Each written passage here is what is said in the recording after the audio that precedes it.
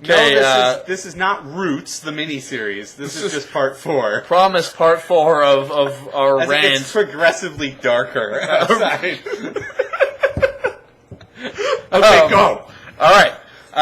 Match number 6 was the final showdown between Tommy Dreamer and Raven. Final time ever! Because, as long as no other promotion decides to do this. I don't know about you, but the whole thing, like, the big thing about, like, Dreamer never beating Raven. Can't beat Raven, can't beat Raven, can't beat Raven. Finally, Raven's leaving the company, and Dreamer finally beats him, ending the feud. I thought that was it. Yeah, I thought that kind of sucked. I thought we needed some more closure, because there was not enough closure for that. Anyway, you have Dreamer and Raven with... That's like saying I need closure after watching the Titanic. You have Dreamer and Raven with Foley as the guest ref. Raven had a decent promo earlier on. They went back to the well with the whole Raven and Dreamer grew up together, and Dreamer was always a better athlete than me, and, then I'm so angsty because I'm... Dreamer does have that athletic build. Anyway. He did. I mean, he did, to be fair. He did back in the day. It's funny saying it now because he wears sweatpants. So, let's see. You gotta love how TNA just buries Raven under the crap. Raven has doesn't get television time for years, but we need him for this. So we'll give him. By the way, he used to be the champion in this company. Between TV deals, he was the champion. Yeah, when you had to have a real player 8 to watch. But when they need his name on the marquee. Anyway, before they had a marquee. So, this match was slow, this match was boring. The fans weren't even into this match until, it was very hardcore, but all the spots came it was like spot, and then slow, and then spot, and slow. It's like they planned out 5 or 6 things during the match, but didn't know how to connect the dots. And the fans were dead for this match until something cool happened. They were exhausted from all the chanting. And then they started chanting again. They started chanting. They had to build up some energy. Hardcore, or whatever. TNA with further proof that they just don't get it. They don't know what they're doing here. And apparently Tommy booked this show. With some help, I'm sure. But apparently this is Tommy's show. Tommy booked this show. And so he at least should get it, which is why I don't understand Foley bringing out fucking Socko, because the ECW fans always hated that shit. He was on commentary at the first One Night Stand, and he said that he didn't bring Socko with him because it had never gone over well with ECW. And at One Night Stand 2, he was playing the heel part, and he brought it out for heel heat. So fans booed incessantly. And which is why he did it. But no, he brings it out here and the fans cheer. You know why? Because they're not ECW fans. They're not ECW fans. By the fluffer sitting in the front row. These people aren't...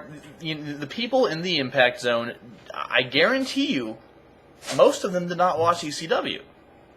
And all they've seen is Rise and Fall, and they've seen the One Night Stand shows, so they know who these guys are and they know what to chant. But they can't... There was an obvious disconnect between the show that they were trying to put on, that Tommy Dreamer tried to put on, and I'm not going to be, as critical as you are, but, Tommy Dreamer's a sellout. I see where you're coming from. I don't think he's a sellout. I think he was genuinely trying to put on a good show for the fans that want to see this product. The problem is, the fans that really meant something to this promotion, to this product, were not present. It was a bunch of marks that were, there because they love TNA, and they'll do anything TNA wants them to do. Yeah. It's just like that's why WWE panders to kids, because kids are easily swayable. That's right. And will buy whatever they want them to buy and do whatever they want them to do. Right. The problem That's why Cena's so popular. TNA found adults who will do whatever they want them to do. Yeah, so, which I guess is an accomplishment of some kind. Adults with the minds of children form your core fan base. So feel good about that one. We want Hogan. Oh God. We just watched Turning Point 09, by the way. Yeah. And I heard them distinctively chant, We want Hogan. I lost all respect for during the triple threat match. Impact Zone, Zorons. Yeah. The guy from Power Rangers. Anyway, Raven won the match. Whatever. It was fine. It was nothing. It was nothing. We had a backstage segment. By the way, there were no backstage segments at either of the One Night Stand shows. So There was also no backstage segments at ECW shows. yeah. They couldn't afford it. This one had a backstage segment in which the Gangstas approached Borash and SoCal Val, did some gangsta stuff, apparently. New Jack sent off Val with Mustafa to apparently, I don't know, fuck her. She didn't want to go, and he kind of dragged her off and intimidated her into saying okay. They insinuated there was a rape at the show. Yeah, evidently. And the then same thing happened to Borash. And then when they were gone, New Jack told Borash that since Val was gone, Borash was now New Jack's bitch, and they went off together. Oh my god. TNA, if you really think that's entertainment, then you deserve to lose. You deserve to fail. Maybe SoCal will give birth to a hand. Okay, we're not even going there.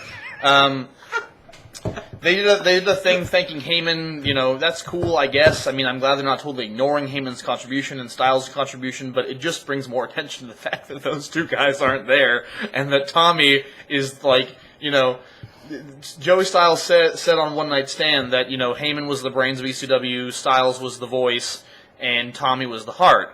Well, you've only got the heart now, and so, I don't know what... If you only run on heart, then you're Rudy from the movie Rudy. There you go. You have no career, no hope. But you got in that one game. The main event, obviously, was Rob Van Dam versus Sabu. Non-title match, which I found interesting because, at One Night Stand 2, the two guys that were given championship matches, the two ECW guys given championship matches were Rob Van Dam and Sabu. So I found it kind of interesting.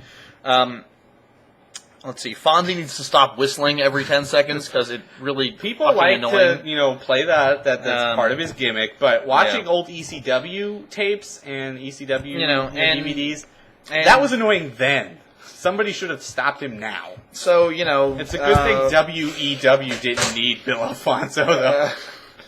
That was the show. Van Dam won, and of course they all came out for a big hug fest at the end. This is wrestling and too. Had beer without Austin because the beer was more effective with Austin there. For the record, at the One Night Stand, it was pretty much crap. I do have to say that over the course of the watching all of them in quick succession, the original One Night Stand was certainly an ECW show, and I think Vince McMahon should be applauded for that, if for nothing else. He got a lot of credit then, and he still deserves it. That really was a quality program. It was, and for the TNA fans to start chanting "Fuck you, Vince" at the end of the show, which they did. They also chanted "This is something or other" in every match. So I mentioned that, but they started chanting "This is classic" for the main event about 30 seconds in. I'm not sure if the bell had even rung, frankly. That's classic. Bells ringing. Yeah, bells ringing. That's that classic. goes all the way back to the 20s. So, I think that... Well, they had bells.